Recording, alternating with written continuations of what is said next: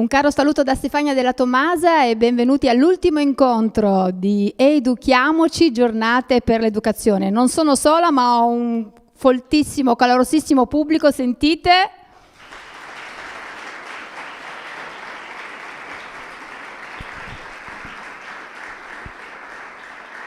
E ovviamente qui il pubblico per un grande artista, Alessio Mariani, in arte Murubutu. Grazie, buonasera a tutti. Grazie davvero per l'invito. Chiudiamo in bellezza la quinta edizione di Educhiamoci, giornate per l'educazione, incontri, il dialogo costruisce ponti ed è così che vogliamo trasformare questo incontro veramente in un'occasione di dialogo, di confronto, di condivisione, di idee. Ed è bello quando tutto questo accade con un pubblico presente, con un pubblico che ci segue da casa attraverso la diretta Facebook e attraverso la diretta sul canale YouTube Comune Vittorio Veneto. Non posso non cedere la parola all'assessore Enrico Padoan. Grazie per essere con noi, per aver trovato il tempo per essere qui questa sera. Grazie a te Stefania, complimenti ovviamente a te e a tutto lo staff di Palcom per queste giornate, per l'organizzazione, per l'entusiasmo anche con cui avete portato avanti l'iniziativa appunto dell'amministrazione comunale di Vittorio Veneto. Ringrazio il comitato scientifico diretto dal professor Cosimo Marco Scarcelli dell'Università di Padova che quest'anno ha curato la parte appunto scientifica con relatori e relatrici selezionati insomma per questa bella kermesse giunta alla quinta edizione, e rinnovo un po' un invito a tutti, a tutte di continuare a seguirci, perché i materiali, i prodotti, i contenuti davvero di tanta qualità sono a disposizione appunto sul canale YouTube, sulle pagine Facebook ed Instagram, per cui guardate anche gli appuntamenti passati, gli appuntamenti di questi giorni, perché davvero sono un'occasione sempre a disposizione on demand di arricchimento per tutti e per tutte. E poi ringrazio, poi lo farai anche tu però Stefania, però tengo a ringraziare gli sponsor, in particolare Banca Prealpi San Biagio, l'associazione Noi per Noi, e oltre a tutti i partner coinvolti, perché davvero è stata un'avventura e sarà anche in futuro un'avventura davvero importante, grazie anche a questi preziosi supporti. E la chiusura, diciamo così, in realtà non è tale, perché domani c'è un ultimissimo appuntamento alle 9 di mattina presso il Palafender di Vittorio Veneto, in cui avremo ospite Alberto Aghemo, che è il presidente della Fondazione Matteotti e che ci presenterà il libro Matteotti e la scuola, in collaborazione con l'Istituto Città della Vittoria, per cui se avete tempo insomma non mancate a questa ultimissima, diciamo così, iniziativa del ciclo Intorno ad Educhiamoci. E per quanto riguarda la serata di questa sera, intanto sono davvero strafelice, ecco, di avere Alessio Mariani Murubutu, che insomma legherà letteratura e rap.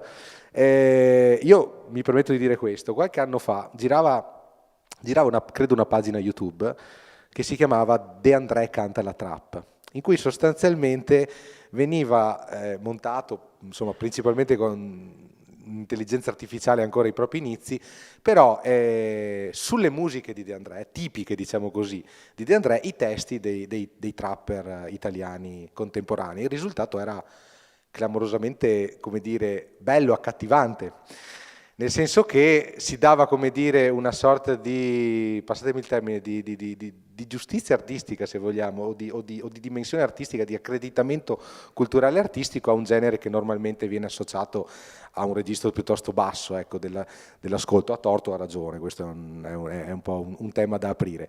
Però questo per dire che se ci può apparire inizialmente straniante, ecco, la contaminazione fra registri e generi, ecco, in realtà i risultati possono essere davvero sorprendenti e ci permettono anche di leggere i romanzi o di ascoltare la musica da punti di vista molto, molto diversi e da nuove prospettive, per cui sono sicuro insomma che dalla serata di stasera vedremo sia il rap sia la grande letteratura con occhi diversi, o comunque con una prospettiva davvero innovativa. Per cui grazie ancora, e tengo anche a ringraziare, diciamo così, abbiamo avuto degli input per averti qui stasera, quindi in particolare la nostra biblioteca di Vittorio Veneto e la libreria per ragazzi Treno di Bogotà. Insomma, chiacchierando siamo arrivati, ecco sì, certo, sarebbe molto bello avere Murubutu qui questa sera presente fra noi, ed ecco ci siamo riusciti, per cui speriamo, ma siamo sicuri che sarà un appuntamento davvero, davvero appagante. E quindi lascio la parola ai protagonisti, e grazie ancora a tutti e a tutte per aver seguito Educhiamoci, e continuate a farlo on demand nelle settimane e nei mesi futuri. Grazie ancora. Grazie Assessore. Colgo l'occasione per salutare anche la Sindaca Mirella Bagliana, e come ha già fatto lei, Assessore, volevo anch'io salutare e ringraziare il Presidente del Comitato Scientifico, il Professor Cosimo Marco Scarcelli, e ovviamente anche la dirigente scolastica, la professoressa Rachele Ceccarelli, che ci ospita. Noi infatti siamo nell'aula magna della scuola secondaria di primo grado Lorenzo da Ponte, e qui possiamo dire che lei è a casa, perché è docente di filosofia e di storia. Questa mattina ha lasciato anche tra l'altro i suoi studenti, ricordando che sarebbe venuto qui a trovarci. Bene, diciamo che il QR code, forse dalla regia mi suggeriscono. Bene, attraverso questo QR code lo potrete inquadrare e lasciare un vostro feedback, un pensiero per aiutarci a crescere e migliorare. Quindi vi ringraziamo anticipatamente.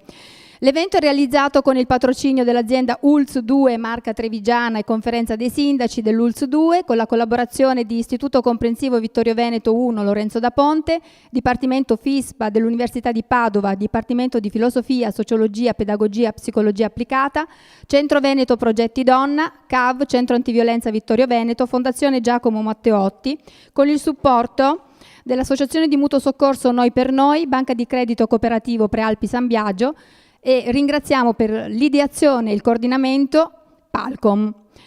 Vorrei anche ricordarvi il nostro sito www.educhiamoci-vittorioveneto.it. Qui potrete scaricare tutto, anche le bio dei nostri relatori, rispondere anche ai questionari, insomma tanti modi per stare insieme e per saperne di più sulla quinta edizione di Educhiamoci. Torniamo al nostro speciale ospite. Oggi abbiamo il privilegio di ascoltare un artista che ha saputo trasformare il rap in una forma di narrazione colta e profondamente evocativa, come dicevamo, in parole semplici. Lui è Alessio Mariani, ma in arte Murubutu, e porta nelle piazze, porta ovunque, nel mondo possiamo dire, dopo capiremo anche dove è stato, il suo talk di Murubutu. E perché ci piace tanto? Perché entra nelle scuole, entra nei ragazzi, sa usare il linguaggio dei ragazzi. Quindi lui è docente di filosofia e di storia, rapper, scrittore, ed è una delle voci più originali del panorama musicale italiano, capace di intrecciare il linguaggio del rap con la letteratura, la poesia e la riflessione sociale.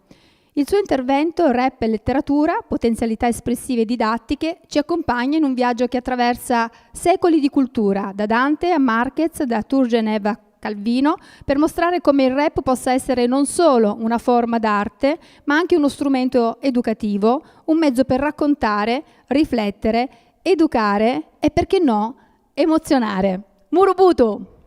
Grazie.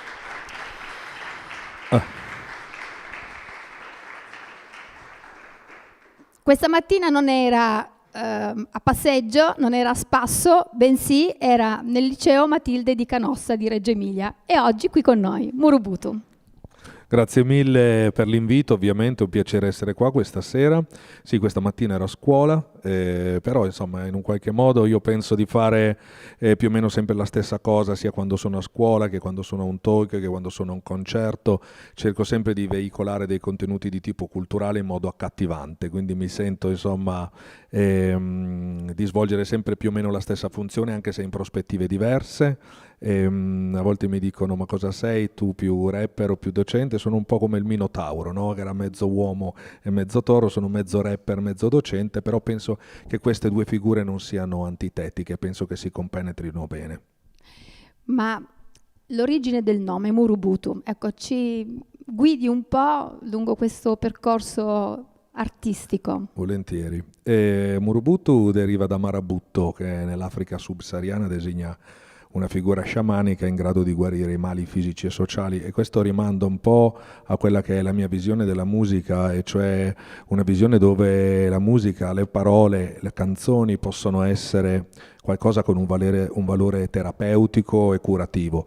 Penso veramente che a volte delle canzoni possano guarire le persone o aiutare a stare meglio. E nella musica, anche grazie alla collaborazione che si viene a creare tra le parole e il potenziale emozionale delle note, c'è una grandissima risorsa empatica, e quindi c'è la possibilità di portare un messaggio al di là dello spazio, al di là del tempo. Pensiamo anche a quanti cantautori ci emozionano ancora e non ci sono più, eppure continuano a portare le loro parole, e quindi è una grandissima risorsa educativa, ma anche curativa e terapeutica. E quindi quando nasce il suo rap? Sì, ecco, il mio rap, andiamo nel Pleistocene, nel senso che dobbiamo andare un po' indietro nel tempo.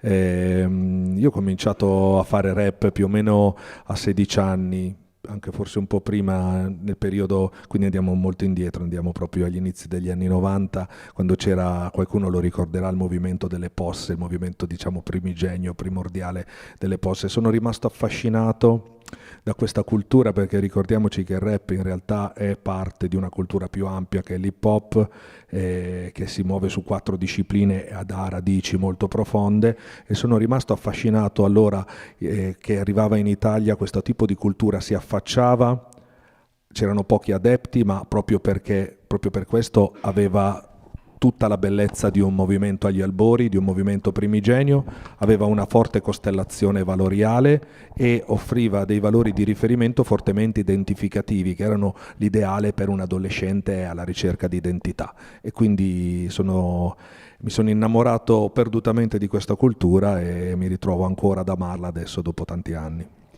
Parlare in rima su base musicale non è sufficiente per fare rap, però. E certo che no, anche se in realtà il rap è una tecnica vocale, quindi in realtà noi sappiamo che ci sono artisti non hip hop che fanno rap. Il rap lo può fare anche un rocker, lo può fare anche qualsiasi altro cantante di altro genere, perché è una tecnica vocale. Altra cosa invece è fare il rap all'interno della cultura hip hop. E il bello di questo genere, che come voi sapete sacrifica la melodia alla ritmicità, è che ha un grandissimo potenziale espressivo e descrittivo, e quindi usa tantissime parole in più che gli altri generi, ha un bacino lessicale enorme, riflette tantissimo sulla metrica, utilizza tantissime figure retoriche, quindi potenzialmente è un genere molto prossimo alla letteratura, alla poesia anche, e questo gli dà un potenziale notevole dal punto di vista educativo. Purtroppo è il cosiddetto allievo che ha grandi potenzialità ma non si applica, e quindi quando lo fa però sprigiona tutta la sua capacità comunicativa, e ci sono dei grandissimi esempi anche illustri in Italia che possono darne la dimostrazione. Pensate anche solo all'ultimo album di Caparezza, per fare un esempio. Ecco. Allora, la parola rap dall'inglese to rap, che vuol dire colpire ma anche parlare con enfasi, quindi questo è proprio alla base, no? Altrimenti non si può comunicare se non si parla con enfasi. È anche uno dei principi di Paul Václavic. Sì, è anche un acronimo in un qualche modo, se vogliamo, che ricorda che ritmo e poesia possono stare insieme, e quindi nasce come un genere fondamentalmente legato al divertimento in senso etimologico, proprio all'evasione, però presto, dal momento che nasce all'interno di un contesto spesso di disagio e di minoranze che subiscono oppressione, spesso si lega anche ad un messaggio politico, non solo, ma anche, e quindi già all'inizio sprigiona tutto il suo potenziale legato all'evasione, ma anche legato all'impegno, alla rivendicazione sociale. Quindi è un genere che può prendere tante sfaccettature. Dispiace a volte sapere che ha preso una sfaccettatura soprattutto pop, quando il suo potenziale invece potrebbe andare in tante direzioni diverse. Esatto, e lei, provenendo dal mondo scolastico, ha deciso di trovare il legame con la letteratura classica. Ma si è dovuto sforzare o è stato semplice per lei? Ma diciamo che è una cosa che viene un po' dalla mia deformazione professionale, nel senso ho sempre avuto questo questa vocazione per la divulgazione, e penso che si possa fare anche attraverso la musica. E quindi, come dicevo prima, il rap è un genere così espressivo e così comunicativo che si presta anche a veicolare contenuti diversi da quelli soliti. Se ci pensate, il rap di intrattenimento di solito ha 4-5 macro contenuti che sappiamo tutti, molto consumistici. Non è che ci sia del male per forza, però insomma piuttosto stereotipati.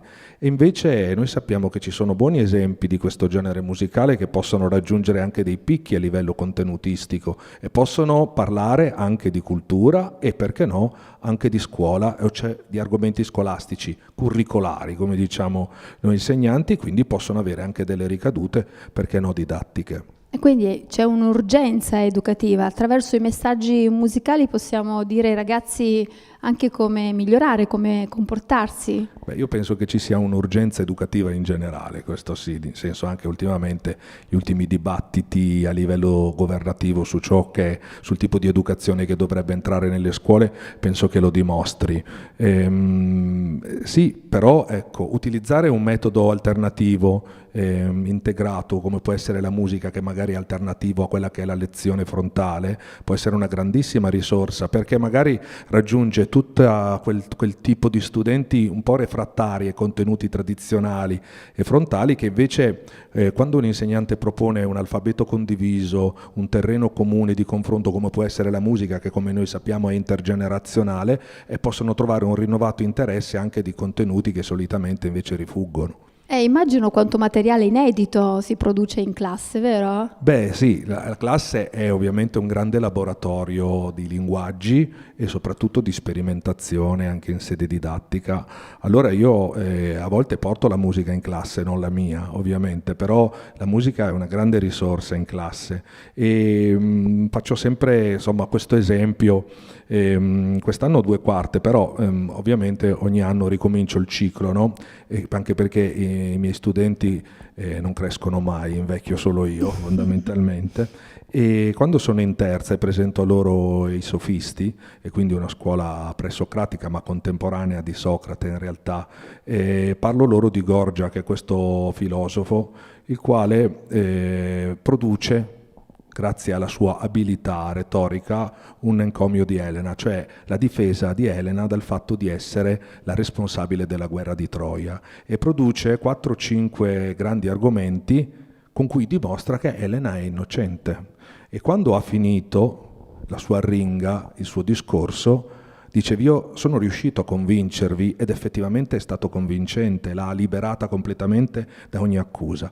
E poi dice: vedete, a me non me ne frega assolutamente niente che Elena sia innocente oppure no, mi interessa dimostrare il grande potere incantatore che ha la parola, la grande capacità che ha di incantare le persone, di convincerle. E allora chiedo ai miei studenti se mi portano delle canzoni in cui le parole sono riusciti ad incantarli, a convincerli di qualcosa, e mi portano tantissima trap, ovviamente, perché loro questo ascoltano. Però quello è un terreno comune su cui riflettere, perché anche dalle parole della trap, o non solo, anche del rock ovviamente, noi cominciamo una riflessione che ha a che fare ovviamente con la storia della musica, ma che ha a che fare anche con dei contenuti comuni a livello culturale, esistenziale, e su cui poi si può ragionare anche in senso scolastico. E infatti le volevo appunto chiedere qual è la relazione tra libertà e responsabilità etica nel rap e del rapper. Ecco, questa è una macro domanda proprio. Noi sappiamo che la musica rap, urban in generale, la musica, ma in particolare questa wave che sta attraversando l'Italia e il mondo già da tempo, che è la trap o le sue derivazioni, la drill. Io ho sempre detto: non vi preoccupate, durerà poco. In realtà l'ho detto nel 2004 e siamo ancora qua. Quindi non sono un grande profeta in questo senso qui. Chiaramente porta sotto i riflettori quella che è la responsabilità etica di dire determinate cose. Noi sappiamo che ci sono degli osservatori governativi rispetto a quelle che sono le parole contenute nella trap o in generale della musica, ma la trap in particolare perché è un genere molto ascoltato soprattutto nell'adolescenza e nella preadolescenza, quindi su un pubblico decisamente molto sensibile. E le parole del padre di Giulia Cecchettin recenti, in cui invita alla responsabilità sulle parole nella musica.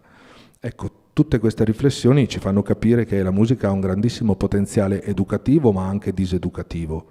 E quindi la grande domanda è questa, per l'appunto: dov'è che finisce la libertà artistica e inizia la responsabilità etica? Questo è il grande interrogativo. E non è facile rispondere, e io spesso sento rispondere in modo piuttosto fuorviante. Cioè tanti artisti molto esposti che rifuggono non la responsabilità ma la domanda stessa, del tipo ma io sono un artista, la mia è una finzione, non è colpa mia se voi la interpretate male. Ecco, io penso che questo sia un modo per rifuggire la domanda. Penso che ogni artista abbia una grande responsabilità, soprattutto se ha un pubblico molto vasto, e quindi sia sua responsabilità vedere come il suo messaggio viene interpretato e che influenza può determinare, soprattutto quando ha un pubblico anagraficamente molto basso di preadolescenti che non sono strumentati a elaborare determinati concetti, ma che se li bevono e ne vengono influenzati profondamente e possono agire di conseguenza. Ecco, allora a quel punto lì eludere questa consapevolezza, secondo me, è fuorviante e in un qualche modo strumentale. Quindi io penso che a quel punto lì, se l'artista si nasconde dietro il dito della libertà di espressione in nome di interessi economici, parlando di libertà artistica, non è più un artista libero, ma è un artista che se ne frega, ed è un'altra cosa. E invece il collegamento con la politica l'abbiamo già in qualche modo sottolineato, però nello specifico lei come si comporta? Io penso che veicolare dei contenuti importanti sia anche parlare di politica, ovviamente. Anche questo è stato un altro grande dibattito che c'è stato ultimamente, ma che attraversa da sempre la storia della musica, cioè la musica si deve interessare di politica o no? Spesso si è sentito dire la musica e la politica, pensa a cantare, la famosa frase che alcuni cantanti si sentono dire. Perché un cantante non può parlare di politica? Perché non può esprimere. Noi sappiamo che la musica è arte, l'arte è interpretazione della realtà, la realtà è anche politica, quindi perché la musica non può parlare di politica? Io penso che lo debba fare con grande disincanto, grande impegno, senza retorica. Il rap italiano ha sicuramente un problema rispetto alle trattazioni politiche, ma ce l'ha un po' tutta la musica dopo la fine del cantautorato in Italia, penso. E invece il potenziale è enorme, la responsabilizzazione è fondamentale anche nella musica, e quindi io mi sono sentito di espormi anche per quanto riguarda la guerra in Palestina con una canzone per sovvenzionare la Global Sumut Flottiglia. E le contraddizioni invece, quali sono le più evidenti contraddizioni del rap? Sicuramente il fatto di essere un genere in grado di colpire nel segno a livello comunicativo e non farlo. Questa è una grande contraddizione. Il fatto, per l'appunto, come dicevo prima, di chiamare libertà artistica quello che invece è disinteresse nei confronti dell'attualità o dei contenuti che propone. Tantissime altre contraddizioni, il fatto di dichiararsi genere libero e poi in realtà seguire spesso le logiche di mercato. Il fatto di non dare molto spesso un messaggio preciso per non scontentare nessuno. Quindi un genere che nasce all'interno del ghetto con spesso una portata antagonista, poi molto spesso lo vediamo distribuito presso le varie case discografiche a fare gli interessi di quelle che sono le dinamiche capitalistiche. Questa può essere una contraddizione. Questo non vuol dire che il rap, siccome è nato in un certo contesto, debba per forza essere schierato, ci mancherebbe altro, però anche che non possa essere completamente tutt'altro. Quale futuro lei vede o intravede per il rap? Noi sappiamo che ultimamente ha colpito molto la consapevolezza che nella classifica degli Stati Uniti non c'è più rap, dopo un'egemonia di anni, possiamo dire. Però insomma, io penso che sia una cosa momentanea. Il rap è il genere più ascoltato in generale dagli adolescenti anche perché noi sappiamo che è già tanti anni che flirta col pop, quindi questa cosa lo aiuta sicuramente a entrare in tantissime classifiche a livello mondiale. Penso che però la grande risorsa del rap è di sapersi ibridare, e cioè contaminare con tantissimi altri generi. C'è un panorama underground veramente sconfinato, fatto di tantissime correnti diverse, magari meno comunicate, meno visibili, ma assolutamente presenti, e quindi è un tipo di musica che continuerà a esistere, soprattutto contaminandosi con altre. Abbiamo detto della letteratura classica, narrativa italiana e il rap, che legame? Come dicevo prima, il rap nasce con dei presupposti molto molto simili a quelli della narrativa, della poesia. Possiamo dire che in generale è un discorso che riguarda più non solo il rap, ma la musica e la forma canzone. Ossia, la forma canzone, come noi sappiamo, è stata considerata per anni una forma di letteratura inferiore rispetto ad altre. Cioè scrivere canzoni non aveva la stessa dignità letteraria che scrivere poesie, che scrivere romanzi, che scrivere di teatro. Eppure, se ci pensate, la scrittura su musica paga un tributo enorme a livello letterario. Pensate agli Aedi, ai Rapsodi, ai Menestrelli, ai cantori. Buona parte della letteratura si è sviluppata su musica. E poi, allo stesso tempo, la letteratura paga un tributo enorme alla scrittura in rima. Quindi perché la musica non può essere un genere con la stessa dignità di altre forme di scrittura? E allo stesso modo anche il rap. E ultimamente le cose stanno un po' cambiando, nel senso che, essendo un genere giovane, sta cominciando ad essere sdoganato ed accettato sempre di più. Per esempio, all'inizio i cantautori erano ostracizzati, poi però piano piano sono entrati gradualmente all'interno dei manuali. Ora anche il rap sta cominciando a entrare all'interno dei manuali scolastici, delle medie superiori ma anche inferiori, e quindi lo si trova sempre più spesso. Gli stessi testi accademici cominciano a occuparsi di rap a livello compositivo. Poi due grandi segnali recenti sono sicuramente il Nobel a Bob Dylan, e cioè la forma canzone riconosciuta come forma di letteratura, il Pulitzer a Kendrick Lamar, che quindi anche in ambito urban e rap. Quindi questa cosa è una consapevolezza che sta arrivando sempre di più, e penso che sia fisiologica, dovuta al fatto che il genere è piuttosto giovane. Il sottotitolo di Educhiamoci è Incontri, il dialogo costruisce ponti, e a lei questa parola ponti piace molto, tant'è vero che lei ha parlato di letteratura rap come ponte tra mondi. Sì, certo, sicuramente la letteratura nel rap può unire tanti mondi, sia all'interno di quello che è il panorama letterario, e pensate per l'appunto allo slam poetry, ma a tantissime altre forme di letteratura che vengono veicolate con linguaggi giovanili, ma anche a scuola, come dicevo, cioè stendere un ponte tra le generazioni, usare il rap in classe per riuscire a dimostrare come alcuni contenuti magari ritenuti polverosi o tipici del curriculum tradizionale invece possono ritrovare una nuova vita attraverso nuovi linguaggi. È tutto molto molto interessante, vero? Potete. Grazie.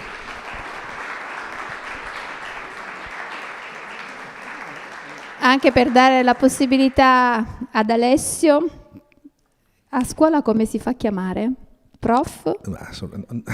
Prof Mariani. O Murubutu? No, Prof Mariani, assolutamente. Okay, sì, okay. Sì. Io vorrei intanto ricordare un numero di telefono, il 349 7836 816, per consentirvi di mettervi in contatto con noi e con Murubutu, perciò scrivete i vostri messaggi. Proveremo nell'ultima parte dello show di appunto rispondere alle vostre domande, ai vostri quesiti. Ci sono anche i quesiti del pubblico presente in sala, perciò vedremo cosa succederà in questo Murubutu Talk. Io vorrei che ora questo palco fosse suo e che ci regalasse le sue emozioni. Bene, io adesso quasi quasi sarei tentato di leggervi qualcosa, nel senso che questa è una sfida che ho con alcuni miei colleghi che mi hanno detto: ma tu che cosa fai in giro quando porti questo talk letteratura? E allora ecco, io gli dico: ma secondo me colgo questa sfida, e cioè posso parlarvi di letteratura anche attraverso il rap e attraverso alcune letture. Cambio microfono o posso usare questo? Va bene questo. E allora quando gli dico, ho avuto una mia collega a pranzo, gli fa: ma cos'è che porti in giro? Dico: porto in giro la consapevolezza che anche col rap si può fare letteratura. Allora vedo questa faccia che si accartoccia, perché su alcuni colleghi c'è molta diffidenza rispetto all'utilizzo di nuovi linguaggi, sono molto ancorati al linguaggio tradizionale, non c'è niente di male, però questo poi causa anche un piccolo scollamento rispetto a quella che è l'evoluzione dei linguaggi presso i giovani. E quindi dico: guarda, voglio darti una dimostrazione di come si possa parlare di letteratura anche molto tradizionale attraverso nuovi linguaggi. E allora leggo loro delle cose che ho scritto, cioè delle canzoni, questo piccolo percorso di canzoni scritto apposta per dimostrare come si possa parlare di letteratura o di storia della letteratura attraverso dei pezzi rap. E allora cominciamo subito, ovviamente, dalle basi, e cioè da un grande scrittore, da una grandissima penna, un punto di riferimento della letteratura tradizionale italiana, che è Dante. Io ho realizzato un album insieme a un mio caro amico che questa sera è live a Bologna, che è Claver Gold. Questo album Infernum è dedicato alla prima cantica della Divina Commedia, e in questo album abbiamo parlato di alcuni personaggi particolarmente suggestivi che possono essere anche una metafora molto interessante per la lettura della contemporaneità. Se ci pensate, l'inferno, io ho avuto qualche discussione con qualche accademico che giustamente ne sa più di me e ha una visione diversa dalla mia, però forse l'inferno è la cantica più divertente di tutte quante, perché i cattivi sono un po' più divertenti, e in questo senso è anche stato più facile estrapolarli e dargli una lettura metaforica, perché in realtà nell'inferno di Dante c'è tantissima contemporaneità e i peccati degli uomini sono fondamentalmente sempre gli stessi e quindi sono leggibili anche nel presente. Però a parte questo album Infernum, dove parliamo di Minosse, di Caronte, di Taide, di Paolo e Francesca, ci hanno chiesto: ma perché in questo album non parlate mai di donne? Ma perché in realtà di donne nell'inferno non è che ce ne siano tantissime, C'è Francesca, c'è Taide, però sono tutte figure piuttosto minori, ci sono tantissimi uomini. E allora abbiamo deciso, proprio in base a questa richiesta di parlare più di donne in senso dantesco, di estrapolare l'attenzione che Dante dedica a Beatrice proprio nella Vita Nova. Questo febbraio ti vibra negli occhi verdi, e già da lontano stupivi per le movenze lente, e passavi piano compita fra i vari affreschi di Santa Margherita dei Cerchi a Firenze. E quant'eri bella la immersa dentro la brezza, la grazia della modestia in un'ora che parve eterna, e guardavi immersa, miracolo di finezza, miraggio riflesso adesso sul viso di madreperla, ed eri più che un sorriso, eri un segno divino, eri un segno carminio dentro al cuor, ed eri un sogno in cammino fra senso e destino, ad un tratto su un drappo sanguigno. Lume a buio nel vuoto, cuore a nudo nel fuoco, nome in più fra Dio e uomo, qua amor puro stil nuovo. Tu angelo in alto, mi incanto al contrasto, rientrando in contatto al tuo canto remoto. E ti hanno presa 2 volte, la prima in isposa, seconda la morte, la sorte. Ma forse, ora che vivi in eterno, hai mandato Virgilio dal limbo all'inferno a ridarmi le forze. E lui l'avrebbe resa infinita, una vita divina, una linea continua dentro al cuore. L'avrebbe avuta vicina, ora dentro ogni rima, ogni riga, ogni climax. E lei sarebbe stata la guida, ogni sfida, una vibra interzina dentro al cuore. Le avrebbe dato la linea, una vita infinita, infinita, infinita.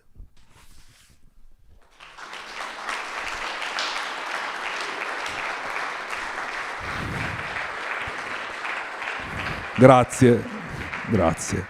Allora, io sono un amante della letteratura in generale e della storia della letteratura, e quindi una delle correnti che mi affascina di più è il naturalismo francese. Ho passato anni a leggere solo dei romanzi dell'Ottocento, adesso ne sono uscito, però è stato difficile. E quindi Maupassant, Flaubert, Zola soprattutto. Émile Zola è la mia grande passione. Il libro più bello che ho mai letto ancora ad oggi è Il ventre di Parigi. Penso che sia veramente un viaggio nel tempo incredibile, e mi stupisce di quanto abbia scritto quest'uomo. Quest'uomo, siccome pensava di dover lavorare come gli operai, come i contadini, si alzava al mattino, si metteva alla scrivania e scriveva per 8 ore, un grafomane fondamentalmente, che ha prodotto però una serie incredibile di romanzi anche stupendi, e quindi sono contento perché finché vivrò ci sarà sempre un nuovo libro di Émile Zola da leggere. Evviva Émile Zola! Ma oltre questa corrente che è il naturalismo francese, che si è diffuso un po' in tutta Europa e trova una sua declinazione in Italia nel verismo, per esempio, è arrivata anche in altre parti estreme dell'Europa, in Russia per esempio, dove si è contaminata con il nichilismo. E c'è un altro grande scrittore che è una mia passione, che è Turgenev, che ha scritto dei romanzi stupendi. Io lo preferisco sia a Tolstoi che a Dostoevskij. Ha scritto Memorie di un cacciatore, Nido di nobili, Padri e figli, dei romanzi soprattutto dove mette in evidenza il passaggio da un'epoca all'altra, e questo è un brano proprio dedicato a lui, un pezzo rap che parla del naturalismo e del nichilismo russo di Turgenev. Rientrava dalle lande d'arme, ansante in cuore e gambe, e aveva servito madre Russia nell'esercito di Pietro il Grande. Avanzando piano nel rigore del 1° gennaio giunse un ussaro russo in sella un puro sangue baio, e lui era l'alto rango del sangue slavo, negli occhi spuri il lago di sangue dell'assalto di Azov. Aveva corso fuggendo la peste con bestia in grado di percorrere in 2 giorni almeno 200 verste. Giunse dalle foreste in un'alba di vetro, ricordava i vecchi boiari dell'epoca prima di Pietro, e i bottoni di rame brillavano sotto i fiocchi e sotto un'ampia barba che iniziava appena sotto gli occhi. Sotto le notti aveva corso fra i bui, ora lui riconosceva la terra ma lei non riconosceva lui, e le riforme avevano cambiato tutto per sempre. Il sangue nobile, per quanto nobile, non valeva più niente, e l'ussaro vide le sue terre d'Oriente perse per sempre, dove il vento increspava i campi di segale verde, dove l'erba perenne sommergeva la palude, mentre la nebbia spargeva nell'aria odore di fiume, e rivi dei ponti di sassi, i tronchi neri dei frassini, le foglie chiare, le querce nane, i sorbi selvatici, il sottobosco mosso dove bastava un raggio solo per trasformare il giallo in rosso, in porpora e oro. Si avvicinò al villaggio spronando il sauro appena, poi rallentò al ritmo di chi falciava la vena. L'aria fiera, il petto gonfio come una vela, pretendeva il rispetto che aveva ma nessuno lo riconosceva. La sua steppa in fiore, dove regnava come un signore, non era più sua, era terra dell'imperatore, che aveva impresso alla terra lo stampo di zar stanco di guardare a Mosca come la terza Roma o la seconda Bisanzio.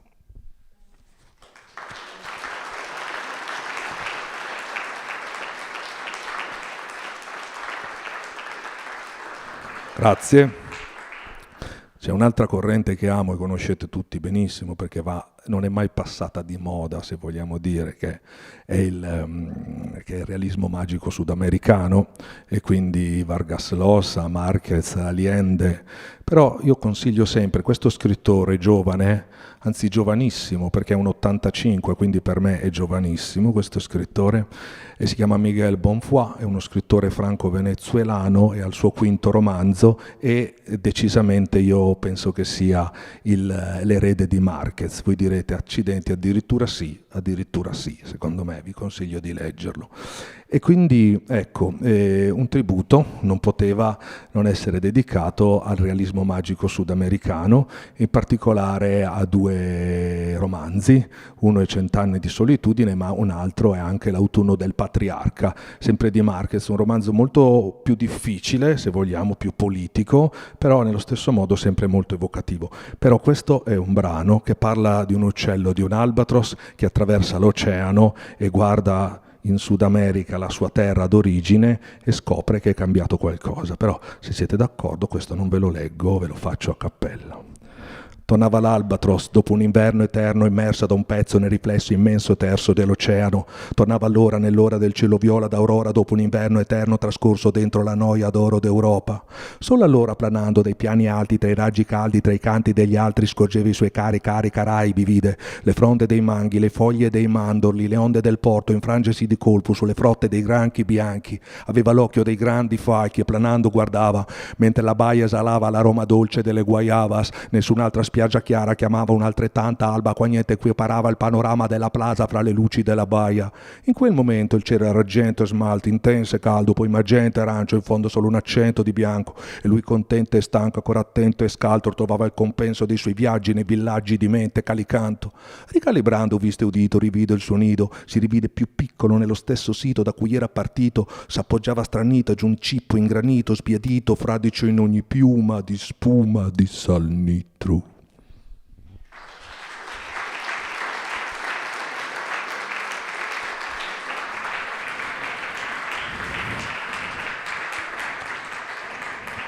Grazie mille.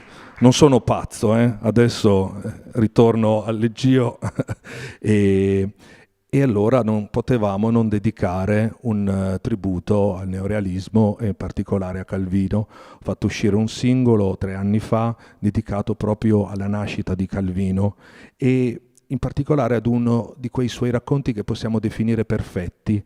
Cioè, a mio avviso esistono dei racconti perfetti, non so per voi, non so, c'è un racconto come Casa d'Altri di Silvio D'Arzo che viene considerato perfetto, per me no, per me un racconto perfetto è l'avventura di 2 sposi di Italo Calvino contenuto nella raccolta Gli amori difficili. Ecco, e fa così, questa è la storia di 2 sposi che nonostante vivano insieme non riescono mai a vedersi perché lavorano su una turnazione opposta in fabbrica. Queste case sono tasti di un pianoforte, nate a caso sull'asfalto dopo la notte, e queste strade sono manti di storie e polvere. Mi manchi tanto anche se sei con me. Io disegno strade con la matita, noi che abitiamo in una clessidra, ci dividiamo la stessa riva, semino passi con cui torno a te. E il cielo è un velo nero, liscio e curvo, grigio e burneo, e un filo azzurro sfida il fumo in questo fine autunno, e il sole tarda si alza zitto e fulvo, fino al punto Arturo guarda l'alba e scatta a fine turno. Ora lui lascia l'officina e viaggia sopra un tram, e tutto passa al finestrino, cambia la città, e la metropoli da oceano deserto si increspa ad un cenno in regno in vetro e cemento. S'addormenta mentre corre sopra quei binari. A volte i ponti e marciapiedi sembrano parlargli, a volte torri e grattacieli sembrano passanti, vuoti, immensi drammi in pochi metri quadri. Cadono foglie, Arturo a casa lascia fuori il mondo, la passa solo un soffio e l'aria sfiora il sonno. Chiude la porta, lui la chiama, il suono le entra in sogno. Posa la borsa, lui la bacia e le accarezza il collo. Lei si sveglia, poi l'abbraccia, amore è già in ritardo. Lei si veste, intanto parla, mentre lui il contrario. Frasi in bagno mentre passano il sapone, dette piano come avessero un sapore. Prende le scale, lui la vede fino al marciapiede, poi la segue sul binario anche se non la vede, e dentro al letto freddo il cuore fruga con il piede. Ritrovare il suo calore e quasi stare insieme.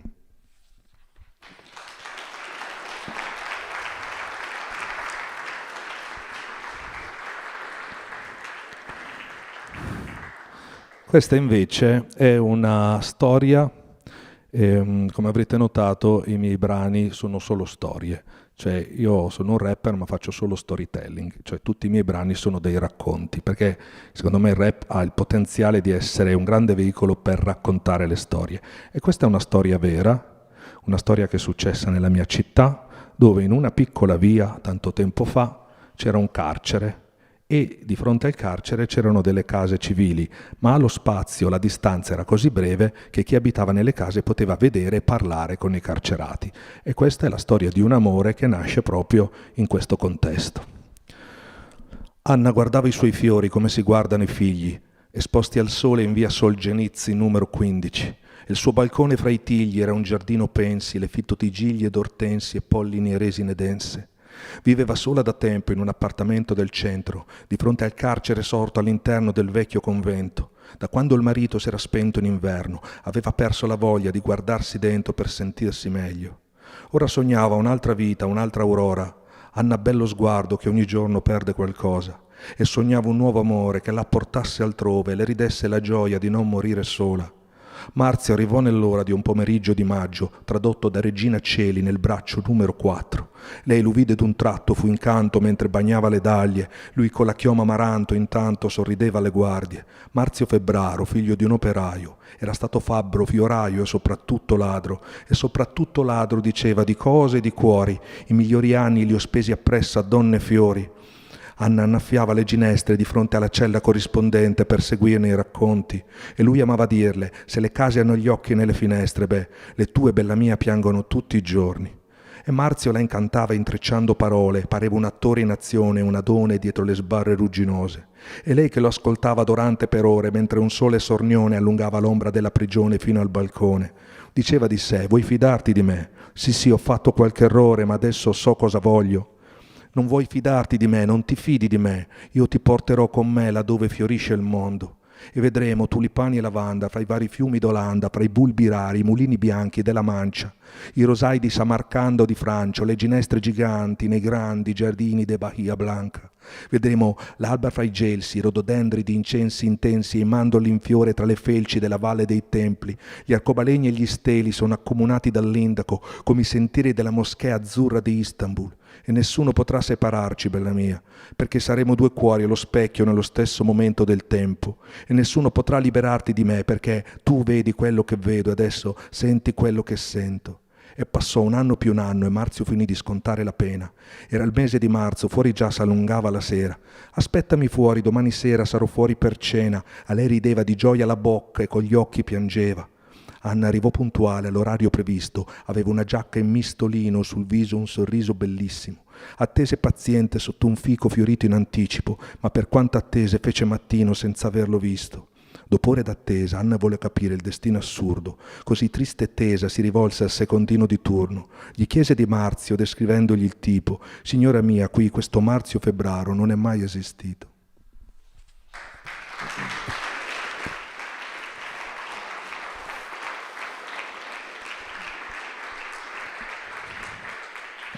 Grazie mille, gentilissimi, davvero gentilissimi. Se voi siete d'accordo ve ne leggo un'ultima, se non vi ho asciugato troppo. Un'ultima prima di, aprire un po' il microfono per parole, domande, riflessioni condivise. Questo è sempre una storia ambientata nell'America Latina, però potremmo essere dappertutto, perché è una storia che parla di un amore, ma soprattutto di un amore metaforico. Vieni con me, io conosco la strada, quella che il sole rischiara là oltre il Rio della Plata. Così lui vide un mondo mai visto, ora vicino e distinto, fanto di canti e battaglie, lave e capanne, malve di bisco, e corse al passaggio ogni tratto, ogni paesaggio incontrato nel viaggio, ogni villaggio incastrato fra i campi di grano e tabacco, il culto del Cristo mulatto, le case col tetto di fango, l'odore del mango marcio nel mercato di San Fernando. Vieni con me, ti insegnerò a chiudere il mondo nei fogli, e lui si mise a temprare le mine come spade sopra una mola. Ora che vedeva sgorgare il mondo da un flusso d'inchiostro e lei lo ascoltava capire come fossero una persona sola. Vedeva i concetti eletti nei secoli uscire dai libri, lo scrosciare di un mondo che nasceva dai nomi e dai titoli, e imparava la storia dei forti, dei vinti, dei mondi già estinti, molti conflitti, morti, feriti e i moti per un mondo di liberi. E i suoi occhi erano vivi e la sua voce melodia, un flusso continuo e assiduo come un'antica surgiva. Non si stupì quando un giorno la vide andarsene via, diretta fra i luoghi ignoti tra i boschi di Tacarigua. Pampero tornò alla sua terra con nuovi occhi e ragione. Lui, un pastore diventato un grande scrittore del tempo. Con nuovi suoni e parole i suoi fogli splendevano al sole. Una dedica alla bella creola vibrava nel vento. Grazia di tutto il tuo amore, Nostra Signora istruzione. Ecco, basta, fine dell'asciugatura.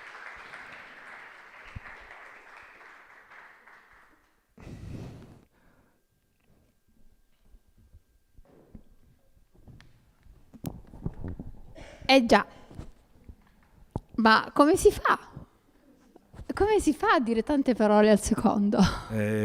Chi lo sa, nel senso, non lo so, mi sembra che ci riescano tante persone, io è tanto che mi alleno a dirle in rima, diciamo, ecco. È incredibile, noi non riuscivamo soltanto ad immaginare di essere al suo posto. Un applauso a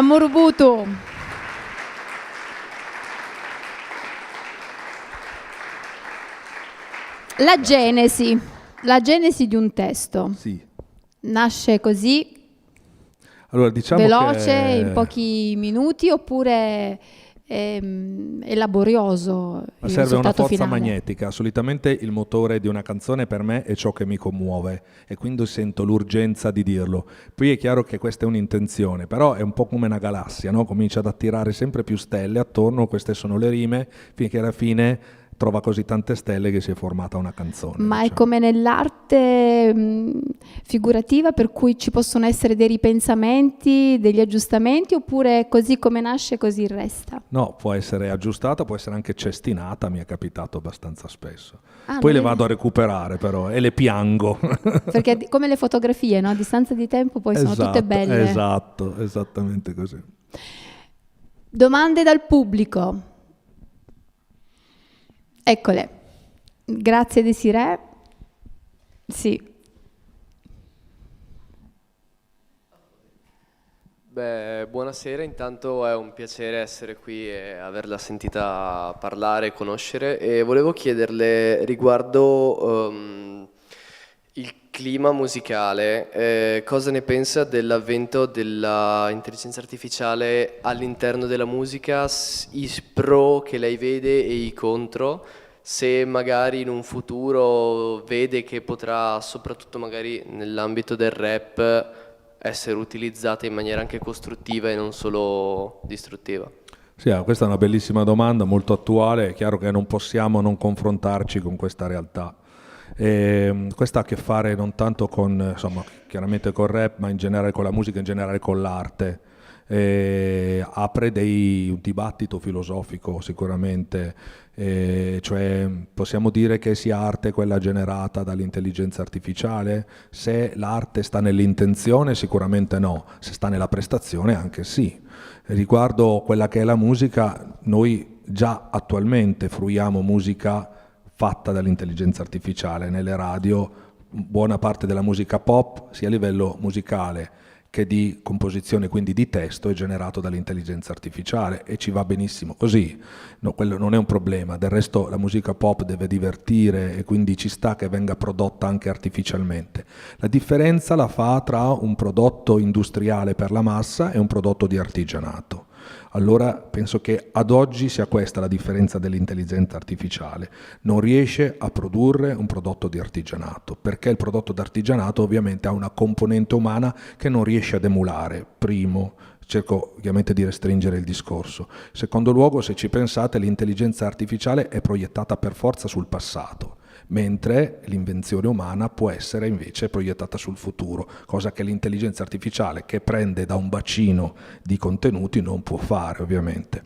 Quindi, detto questo, si sente secondo me un prodotto che nasce dall'artigianato artistico di uno scrittore di canzoni, perché riesce a veicolare delle sensazioni, delle vibrazioni che l'intelligenza artificiale può solo emulare, e penso che si senta la differenza.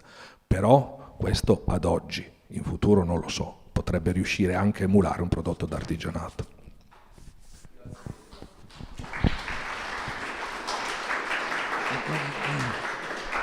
Altre domande?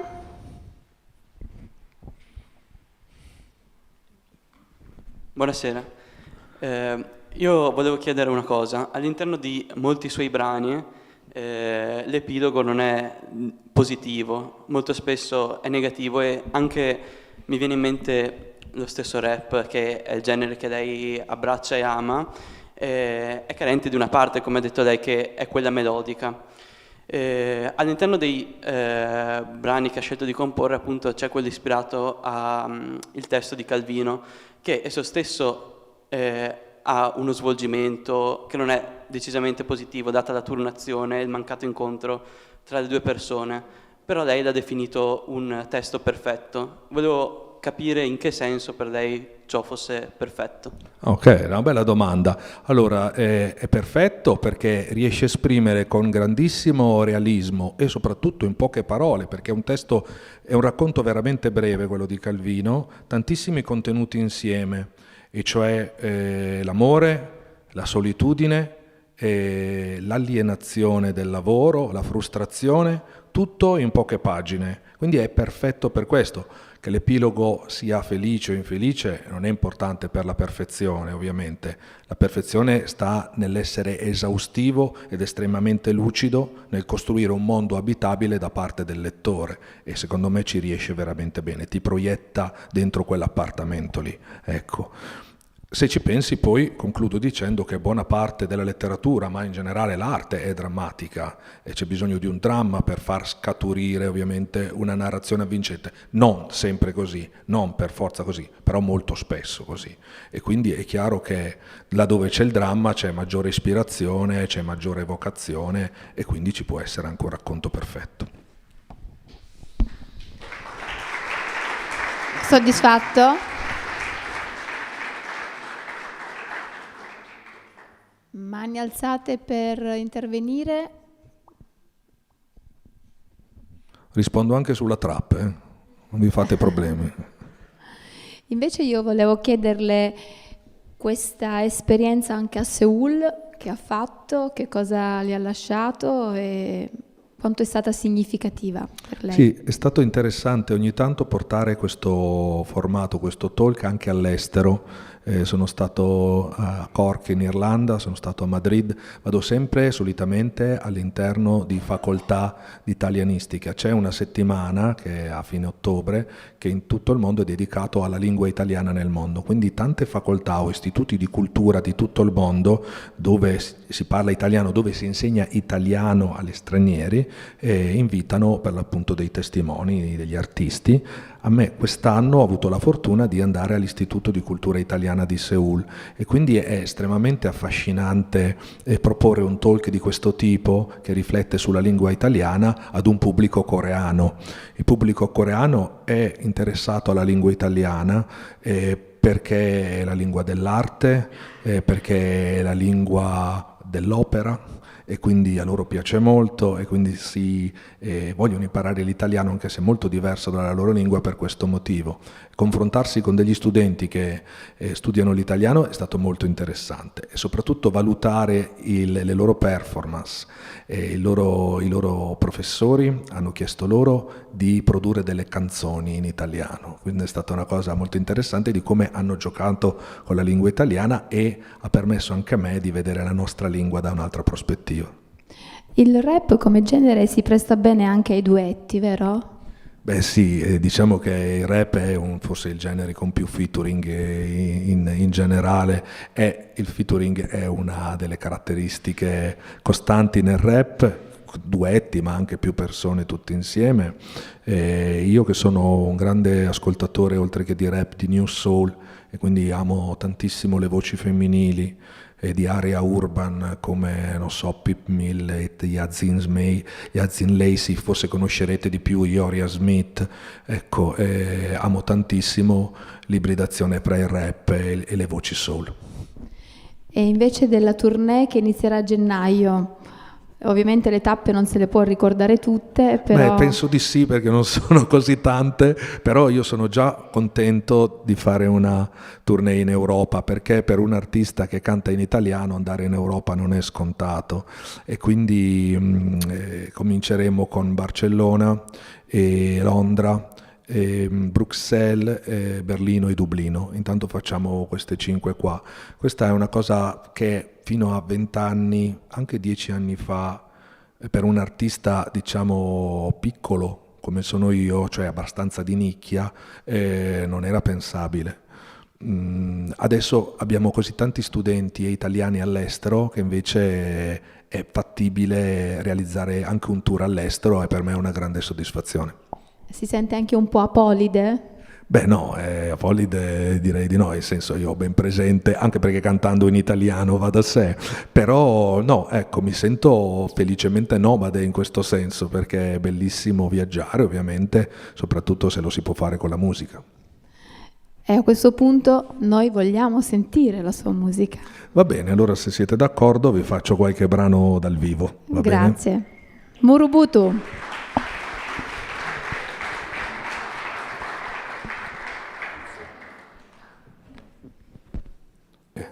Allora non posso, ovviamente vi farò sentire una canzone triste, anzi due a questo punto, non posso fare diversamente. Allora mi dicono, ma scrivi solo canzoni triste?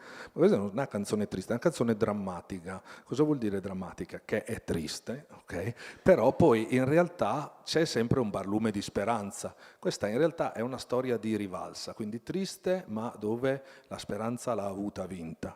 Questo è un brano che riflette sulla differenza che c'è tra il concetto di deficit e quello di handicap. Laddove il deficit è una menomazione molto difficile da superare, ecco, l'handicap è anche peggio perché risente tantissimo dello stigma sociale. Questa è la storia di Giulia che aveva dichiarato guerra all'handicap e allo stigma. Prego.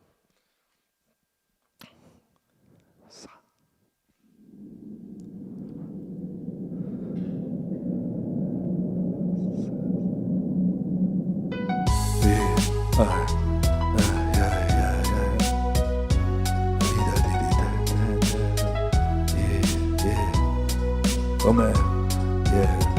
1, 2. Yeah. C'è. Ehi. E Giulia ascolta fuori il vento, balla con le foglie e sembra un'onda, cambia senso e scuote le magnolie e porta a grembo brezza fresca unita a sogni e polvere. E c'è chi dice certe cose lei non riesca a cogliere.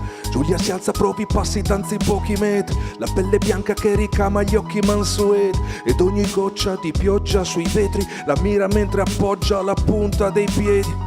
Lei da bimba ballerina quasi come le altre, sembra quasi che improvvisi mentre impara l'arte. Stesse scarpe bianche, guance calde, un buio che si espande mentre lei diventa grande. A volte cade, si fa male, sente in sala le risate, il vento tra gli spazi che non trova più. E Giulia si alza, danza e tace, cerca pace, tiene l'aria nel torace, poi riprova lì un battement. Giudizi più ingiusti, pietismi, gli insulti, giudizi più insulsi, buonismi di tutti. Danza nella sala fino a distruggersi, al palco della scala fino a distruggere. Un soffio d'aria tratti la giù sopra i suoi nastri sussurrandole dai, fidati di te, riuscirai, e ce la fai. Danza come il vento, dai un nome al vento, segui il vento a tempo, 4 sensi a tempo, quanta grazia al vento quando, com'è se raggio dentro al temporale, se salza il vento di grecale, se l'aria in senso circolare, se danza del suo vorticale. Poi piano piano il buio scende, non le resta scelta, la luce opaca che si spegne diventando tenebra e non c'è più suo stile. Fra le altre ballerine, scarpe appese al vuoto come due suicide. Piange da tempo, sente il vento sopra il vetro, sembra quasi sussurrarle fra le gocce che ti stai facendo più male tu sola ogni ora. Di quanta te ne ha fatta sta sorte che ti odia. Giulia si alza fra i cocci dei sogni distrutti, la danza oltre gli occhi e nel corpo nei flussi. Stasera sarà l'arte a darle i suoi frutti quando danzerà con le altre di fronte a tutte e tutti. Giulia stupisce mentre danza nel buio, mentre balla sopra il palco lascia il pubblico muto. Mosse i drappi di Damasco, il sipario mai chiuso, prima un battito solo, poi l'applauso e un diluvio. Giulia rincasa, sente il vento, il profumo s'addormenta, sogna il buio, poi l'applauso futuro. I fiori sopra il palco, ogni applauso diffuso. E non è vero, sai che i ciechi sognano il buio. Soffio d'aria tratti la raggiunge fra i suoi nostri sussurrandoli dai, fidati di te, riuscirai, e ce la fai. Danza come il vento, dai un nome al vento con il quale danzerai. Segui il vento a tempo, 4 sensi a tempo, quanta grazia al vento quando danza tu l'avrai.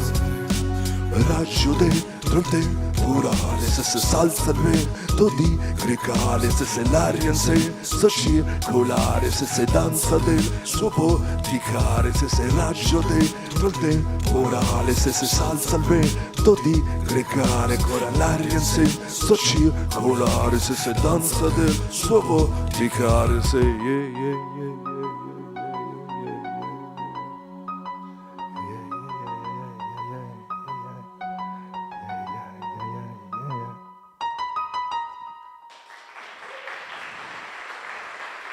Grazie mille, grazie davvero.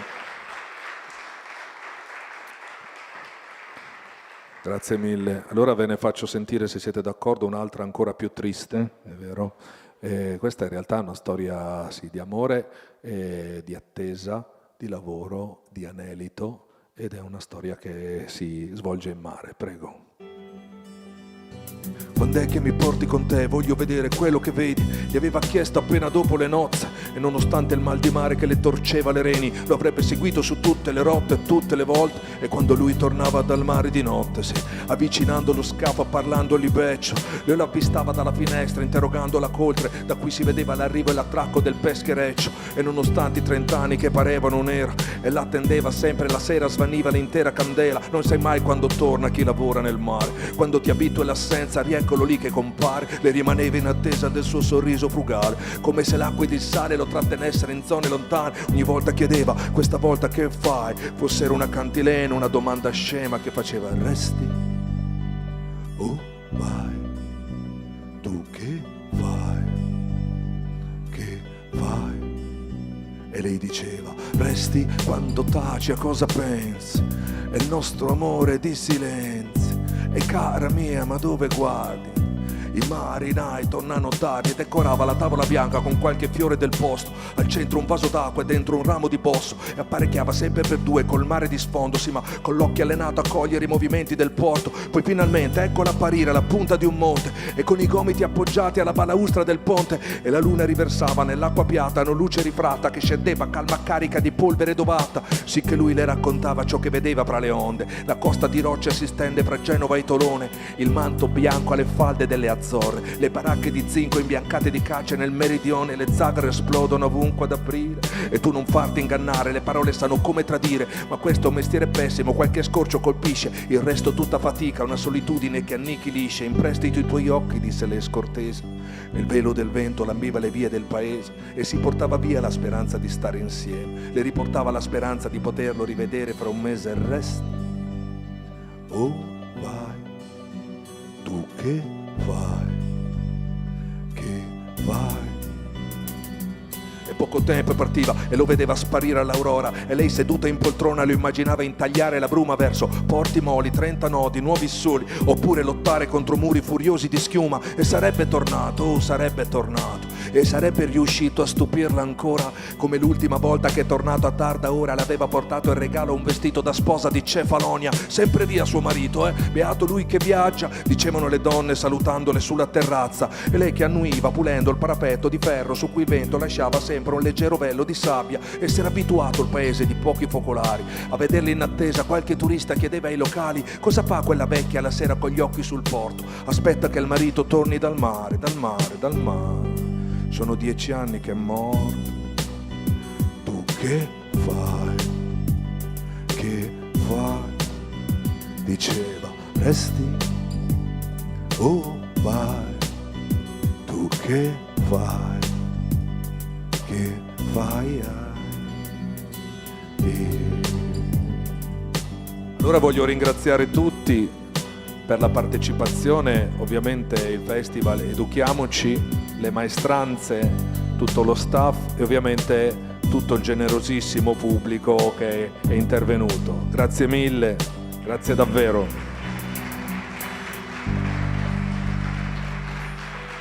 Sì.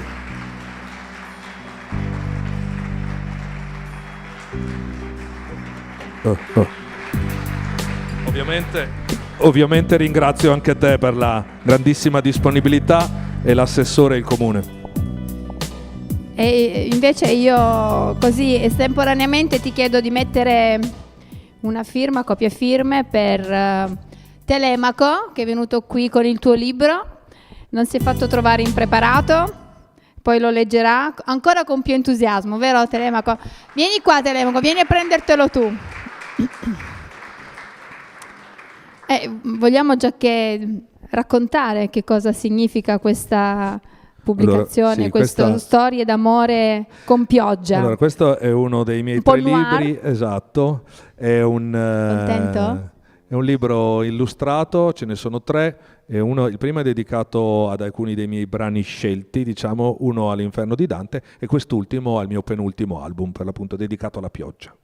Bellissimo, contento? Vuoi ringraziarlo? Sì, grazie mille, Grazie a sono te. felicissimo, sono anche già venuto a 2 concerti, quindi sì.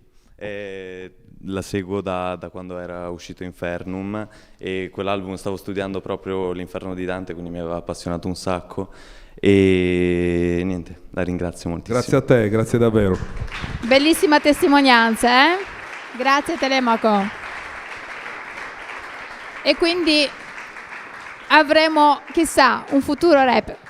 A scuola chissà che bel vivaio si è creato di futuri rapper. Come dicevo prima, io sono spesso in tour, però riesco a incastrare tutto. Però i miei studenti non vedono l'ora che io abbia dei problemi in tour, così non rientro per tempo. Quindi insomma mi pensano sempre in Un questo po' senso. come succede in tutte le scuole del esattamente mondo così, e in tutte esattamente. le buone famiglie, diciamo. Esatto. E visto che siamo addirittura d'arrivo, a noi sta dispiacendo lasciarci, è vero Assessore? Dobbiamo chiudere un po' perché siamo addirittura d'arrivo.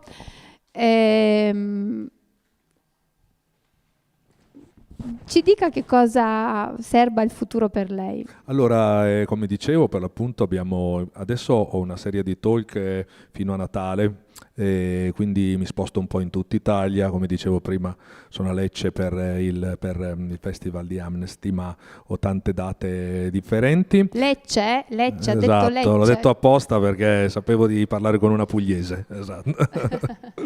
E poi ci sarà il tour, dicevamo, all'estero, poi farò un tour in Italia nella primavera e poi abbiamo un progetto jazz per l'estate.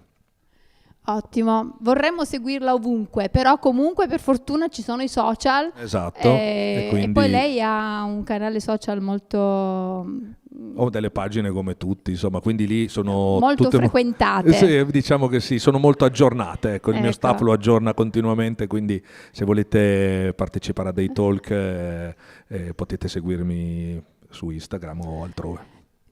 Lei prima ha cantato una canzone, tra le parole c'era Fidati. Ecco, lasciamo un messaggio anche di speranza attraverso Sì, il beh, rap. ci vuole, perché nonostante il mondo stia andando a rotoli, come noi sappiamo, in realtà io vedo, viaggiando molto, che se il sentimento più comunicato è il dramma e, diciamo, l'esasperazione, poi in realtà nelle micro realtà le reti solidali, il volontariato, piccoli gesti ci lasciano un po' di speranza nel futuro e nell'umanità.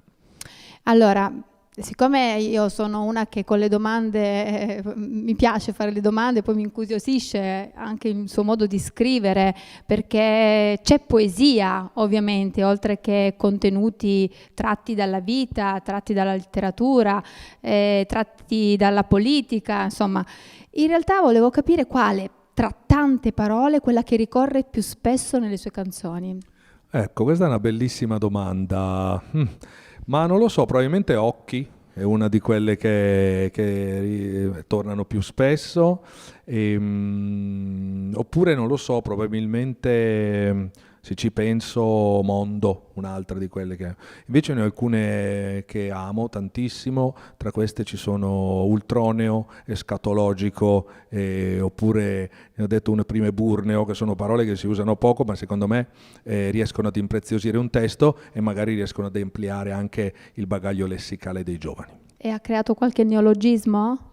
Ma neologismo effettivamente no, perché io penso che, anche se non c'è niente di male ovviamente, però abbiamo una lingua veramente splendida, vastissima, che usiamo in piccolissima percentuale. Penso che non ci siano bisogno di neologismi, poi se ci sono ben vengano. Quindi, così come cambia la società, cambia anche il linguaggio e siamo in una società dinamica e anche il rap lo è. Sì, anzi, soprattutto il rap lo è, il segno della velocità con cui cambia questa società e a volte neanche in parte la sua memoria, perché all'interno del rap c'è sicuramente un significato antropologico che serve a leggere la contemporaneità. Se vi è piaciuto il talk Murbutu, grazie, gentilissimo.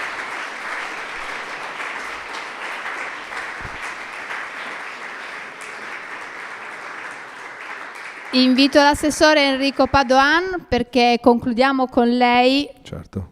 il ciclo della quinta edizione di Educhiamoci.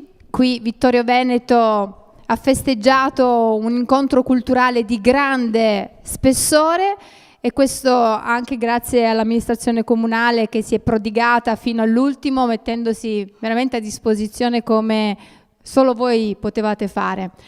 Io ringrazio tutta l'amministrazione comunale, non voglio dimenticare nessuno, quindi vi ringrazio per l'affetto, per la vicinanza, ci avete accolti noi salentini con veramente grande affetto. Grazie Barbara, grazie Stefania, grazie a tutti. Assessore. Sì, do il saluto. Io intanto, visto che giustamente ha chiamato tanti applausi, però Stefania della Tomasa è qui da 5 giorni, 6 ore al giorno a condurre, sono 30 ore, cioè più di un giorno su 5 li hai passati qui, e quindi insomma davvero complimenti, perché insomma adesso torno a casa anche io. Insomma con tanto entusiasmo, e grazie ancora, grazie a Desiree di Falcom, insomma la squadra che ci ha accompagnati. Io prima non l'ho fatto, ma lo approfitto ora.